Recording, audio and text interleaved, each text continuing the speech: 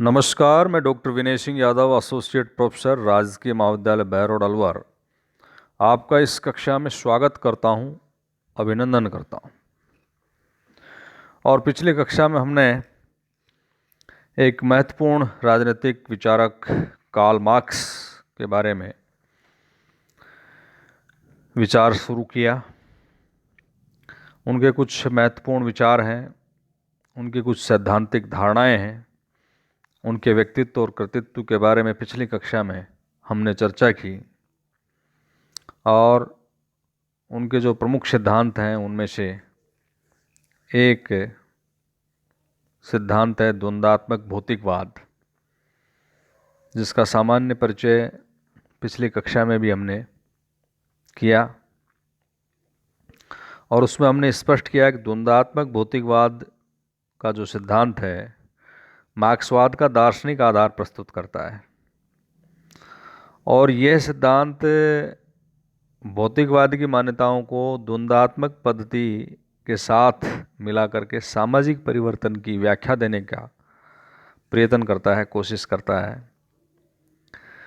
और ये भी हम स्पष्ट कर चुके थे कि ये डायलेक्टिकल मेथड यूनानी विचारकों की एक पद्धति थी और फिर बाद में हीगल इस पद्धति के बारे में विचार प्रस्तुत करते हैं और हीगल से कार्ल मार्क्स ने इस पद्धति को ग्रहण किया, लेकिन उसमें कुछ बुनियादी परिवर्तन किए, क्योंकि हीगल आध्यात्मवादी परंपरा को फॉलो करता है, अनुसरण करता है। तो उनका ये मानना है कि सृष्टि का जो मूल तत्व है वो आत्म तत्व है, आइडिया है।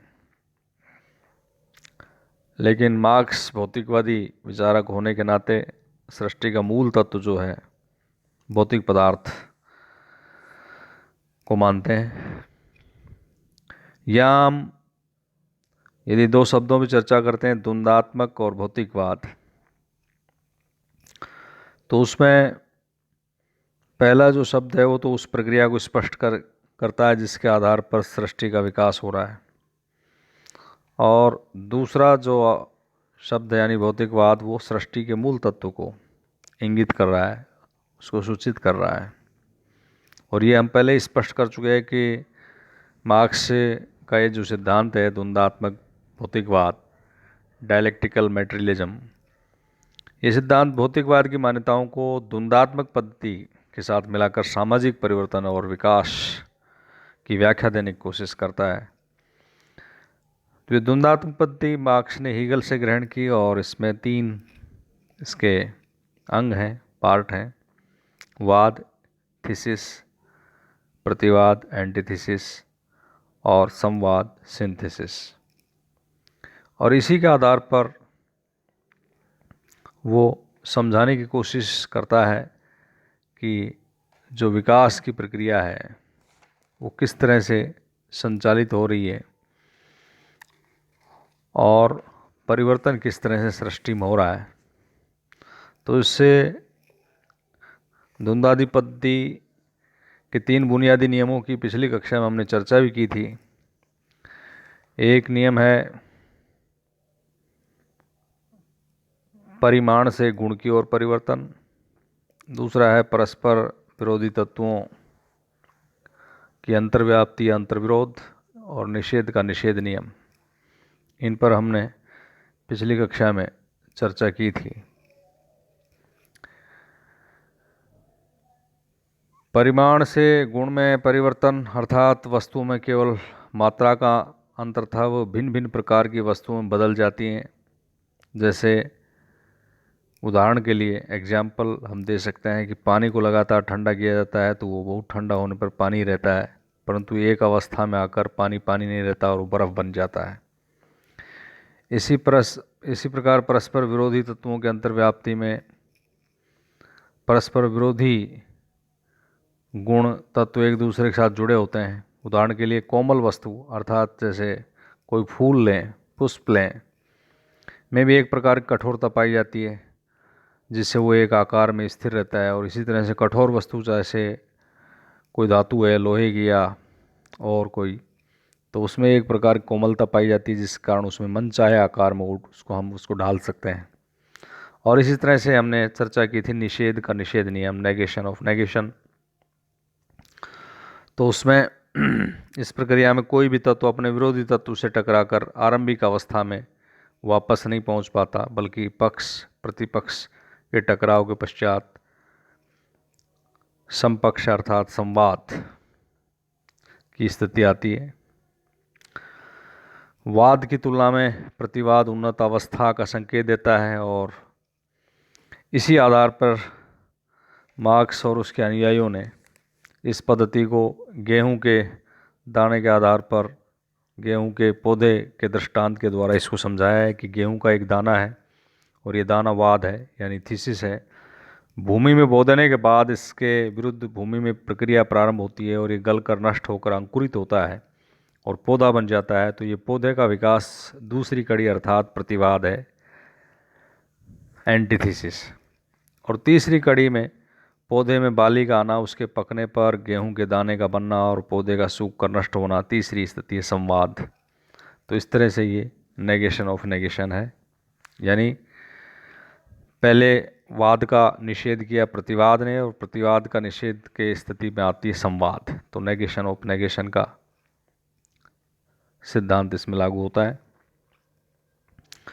यही स्थिति आर्थिक जीवन की विभिन्न अवस्थाओं के संदर्भ में इस द्वंद्वात्मक प्रक्रिया के माध्यम से समझा जा सकता है कि पूंजीवाद वाद है, थीसिस है। इसमें एक असंगति ये है कि ये समाज जो है शक्तिशाली और सर्वहारा वर्गों में बढ़ जाता है, यानी प्रभुत्वशाली और पराधीन वर्ग में बढ़ जाता है। तो इसके कारण संघर्ष होता है। और फिर एक तीसरी स्थिति आती है जिसको सर्वहारा वर्ग का अधिनायकवाद कहा जाता है। तो दोनों अवस्थाओं के संवाद स्वरूप यह अवस्था आती है और जिसे साम्यवाद की अवस्था कहा जाता है। तो उसमें व्यक्तिगत संपत्ति के स्थान पर एक सार्वजनिक स्वामित्व की अवस्था आती है। ये हम पहले ही स्पष्ट कर चुके हैं कि मार्क्स द्वंद्वात्मक पद्धति को हीगल से ग्रहण करता है और स्वयं मार्क्स ने लिखा था कि मेरी द्वंद्वात्मक पद्धति न केवल हीगलवादी पद्धति से भिन्न है बल्कि उसके विपरीत है। मैंने हीगल में द्वंद्वात्मक जो तर्क था अपने सिर के बल खड़ा पाया और मैंने उसे सीधा करके पैरों के बल खड़ा कर दिया। तो इस तरह से मार्क्स द्वंद्वात्मक पद्धति के द्वारा विकास और परिवर्तन की प्रक्रिया की व्याख्या करते हैं और मूल तत्व जो है वो मैटर को मानते हैं, भौतिक पदार्थ को मानते हैं। मार्क्स ने स्वयं कहा है कि मानवीय चेतना उसके सामाजिक अस्तित्व का निर्धारण नहीं करती, इसके विपरीत उसका सामाजिक अस्तित्व जो है वो उसकी चेतना का निर्धारण करता है। तो ये द्वंद्वात्मक जो मार्क्स का द्वंद्वात्मक भौतिकवाद है उसके बारे में मार्क्स ने विस्तार से स्पष्ट किया है कि किस तरह से सामाजिक विकास और परिवर्तन की प्रक्रिया चल रही है। इस द्वंद्वात्मक भौतिकवाद की स्टालिन ने कुछ खास विशेषता बताई हैं कि इस पद्धति के अनुसार विश्व स्वतंत्र और असंबद्ध वस्तुओं का ढेर संग्रह मात्र नहीं बल्कि एक समग्र इकाई है जिसमें वस्तुएं परस्पर संबद्ध हैं। और ये जो प्रकृति है ये स्थिर है, गतिशील है, परिवर्तनशील है। इसमें लगातार कुछ न कुछ नई चीज़ें बनती रहती हैं, पुरानी नष्ट होती रहती हैं। और वस्तुओं में जो विकास और परिवर्तन जो हो रहा है वो एक दिशा में नहीं बढ़ता बल्कि उसमें गुणात्मक परिवर्तन भी होता है। और ये गुणात्मक परिवर्तन धीरे धीरे न होकर शीघ्रता के साथ अचानक से होते हैं। और क्यों गुणात्मक परिवर्तन होते हैं इसका मार्क्स ने पहले ही जवाब दिया है कि वस्तुओं में एक अंतर्विरोधी तत्व मौजूद रहता है। और द्वंद्वात्मक भौतिकवाद प्राकृतिक जगत की आर्थिक तत्वों के आधार पर व्याख्या प्रस्तुत करता है। तो ये स्टालिन ने इसकी कुछ खास विशेषताएं बताई हैं। आलोचना की दृष्टि से यदि देखा जाए तो द्वंद्वात्मक भौतिकवाद सिद्धांत को आलोचक ये भी कहते हैं कि ये एक अस्पष्ट थोथी दार्शनिक धारणा है, इसको पूर्ण आवश्यक विवेचन नहीं किया गया। जैसा कि वेपर कहते हैं कि द्वंद्वात्मक धारणा जो है अत्यंत गूढ़ और अस्पष्ट है। यद्यपि मार्क्स और एंजल्स का समस्त लेखन इसके लेखन का यह आधार है, लेकिन उसको कहीं पर भी स्पष्ट नहीं किया है। एक चार्ज इस पर यह लगता है कि ये मार्क्स की जो विचारधारा है उसमें वो अत्यंत भौतिकवादी दर्शन वाली विचारधारा है। कहने का मतलब ये है कि मानवीय चेतना भौतिक तत्वों के अधीन होती है और आर्थिक तत्वों के आधार पर ही हर चीज़ की वो व्याख्या करने की कोशिश करते हैं। एक आलोचना होती है कि ये असंगतिपूर्ण धारणा है। मार्क्स एक स्थान पर कहते हैं कि व्यक्ति स्वयं अपना इतिहास निर्मित करता है, और ये उद्बोधन वो मजदूरों को जागृत करने के लिए, उनको प्रेरित करने के लिए इस तरह का उद्बोधन देता है। और दूसरी तरफ द्वंद्वात्मक पद्धति बता देता है जिसमें 3 अंग हैं, वाद, प्रतिवाद, संवाद। तो उस तरह से उसका इतिहास और भविष्यकालीन विकास जो है वो बिल्कुल निर्धारित कर दिया जाता है। तो ये अपने आप में एक कंट्राडिक्टरी थॉट है। द्वंद्वात्मक पद्धति को दोषपूर्ण भी कहा जाता है।